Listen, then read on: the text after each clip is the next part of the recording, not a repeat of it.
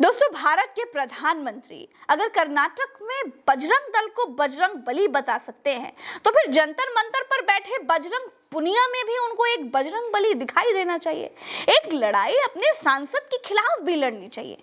11 दिन से बजरंग बली, माफ करिएगा, बजरंग पुनिया माता साक्षी मलिक, माता विनेश फोगाट, माता संगीता फोगाट को लेकर के मोदी जी के दरबारी ब्रजभूषण शरण सिंह के व्यभिचार के खिलाफ सोने जैसी बनी नई संसद के बिल्कुल समीप जंतर मंतर नामक एक वाटिका में न्याय के लिए बैठे हैं। लेकिन हस्तिनापुर नरेश महाराज मोदी कर्नाटक में मात्र नगरवासियों के वोट के लिए छल पूर्वक बजरंग दल को बजरंग बली बता रहे हैं।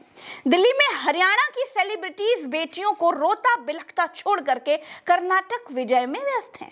कांग्रेस पार्टी ने अपने मैनिफेस्टो में बजरंग बली को थाने में बंद करने का निर्णय किया है।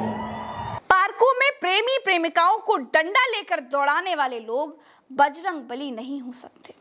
देश के नागरिकों में शायद अभी इतना विवेक बचा होगा कि वो आरएसएस के एक अनुसांगिक संगठन को पवन पुत्र हनुमान बजरंग बली नहीं मानेंगे। जैसे शिवसेना भगवान शंकर नहीं हो सकती, उद्धव ठाकरे भगवान शिव नहीं हो सकते, बिल्कुल वैसे ही बजरंग दल बजरंग बली नहीं हो सकते।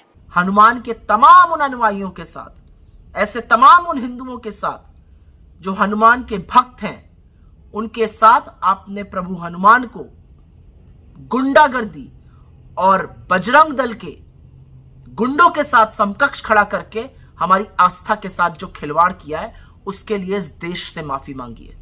कांग्रेस के मैनिफेस्टो में बजरंग दल को बैन करने की बात कही गई है। बीजेपी और कांग्रेस की इस लड़ाई में नरेंद्र मोदी तुरंत पवन सुत हनुमान बजरंग बली को ले आए। दोस्तों, भारत के प्रधानमंत्री मंच पर खड़े होकर के देश के सामने झूठ कैसे बोल लेते हैं? चुनावों में प्रधानमंत्री हमेशा ऐसा करते पाए जाते हैं। पहले बोला था कि अगर काला धन आ गया तो हर भारतीय के खाते में 15-15 लाख रुपए यूं ही आ जाएंगे। लोग तो 15 लाख लेने के चक्कर में पड़ गए। फिर तो कह दिया कि ये तो जुमला था। फिर 100 दिन में काला धन लाने को कहा था, कुछ नहीं कर पाए। महंगाई कम करने के लिए कहा था, डॉलर के मुकाबले रुपए को मजबूत करने के लिए कहा था, गंगा साफ करने के लिए कहा था, देश को 5 ट्रिलियन इकोनॉमी बनाने को कहा था। हुआ क्या? सब उल्टा। कंपनियां ही बिकने लगी, गंगा सफाई का बजट साफ हो गया, गंगा की गंदगी वैसे ही रही, डॉलर ने रुपयों को पीट रखा है। प्रधानमंत्री के लगभग सारे बड़े वादे या तो झूठे निकले या तो पूरे नहीं हो पाए। और 100 स्मार्ट सिटी कहाँ है, ये तो खोज का विषय है। उसी तरह चुनाव के बाद प्रधानमंत्री कह सकते हैं कि बजरंग दल को बजरंग बली थोड़ी कहा था, वो तो जुमला था। दोस्तों, असल मसला ये है कि कर्नाटक में देश के प्रधानमंत्री फंसे हुए हैं, क्योंकि कर्नाटक में लोग बीजेपी सरकार को 40% कमीशन वाली सरकार नाम से बुलाने लगे हैं। बीजेपी ने लिंगायतों के बड़े नेता येदियुरप्पा को भ्रष्टाचार के आरोप के कारण सीएम पद से हटा दिया है। येदियुरप्पा नाराज हैं। भारतीय जनता पार्टी के बहुत सारे नेता बीजेपी छोड़ करके कांग्रेस में शामिल हो चुके हैं। बीजेपी के लिए वहां पर स्थितियां कुछ ठीक नहीं है। मुख्यमंत्री बदलने के निर्णय और टिकट बंटवारे के निर्णय दिल्ली से ही हुए हैं। कर्नाटक का चुनाव प्रधानमंत्री की इज्जत का चुनाव बन चुका है। प्रधानमंत्री अगर कर्नाटक का चुनाव हार गए तो ये बात साबित हो जाएगी कि राज्य के नेता अगर नाराज हो गए तो मोदी मैजिक नहीं चलेगा। मोदी मैजिक तभी है जब तक राज्य के नेताओं की शक्ति बीजेपी के साथ है। अकेले मोदी चुनाव जिताने की गारंटी नहीं है। कर्नाटक चुनाव में भीतर खाने की कलह तो अपनी जगह है ही, नरेंद्र मोदी का अपना ईगो भी दांव पर लगा हुआ है। कर्नाटक में बीजेपी ने 5 साल में 3 मुख्यमंत्री बदलकर सरकार चलाई। कर्नाटक के लिए क्या किया ये बताने की जगह चुनाव को बीजेपी अपने फेवरेट धार्मिक पिच पर खेलना चाहती है। लेकिन बजरंग दल बजरंग बली है ये बता करके मोदी सही जगह पर हिट नहीं कर पाए। इसे आम हिंदू भी भड़क कर वोट नहीं देगा। उसको भी मालूम है कि बजरंग दल बजरंग बली नहीं हो सकता। कांग्रेस ने बजरंग बली को ताले में बंद करने की बात बिल्कुल नहीं कही है। कर्नाटक में वोट दिलाने की जिम्मेदारी मोदी जी ठीक से बजरंग बली को दे नहीं पाए।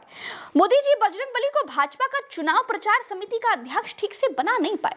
दूसरी बात यह भी है दोस्तों कि कर्नाटक में नरेंद्र मोदी के बल्ले पर कोई बॉल ठीक से आ नहीं रही है, और जो बॉल आ भी रही है तो उसको धार्मिक दिशा में खेलने की कोशिश तो की गई, लेकिन शॉट इतना खराब खेला गया कि एक रन भी मुश्किल से मिलेगा। बीजेपी कर्नाटका को देश का नंबर 1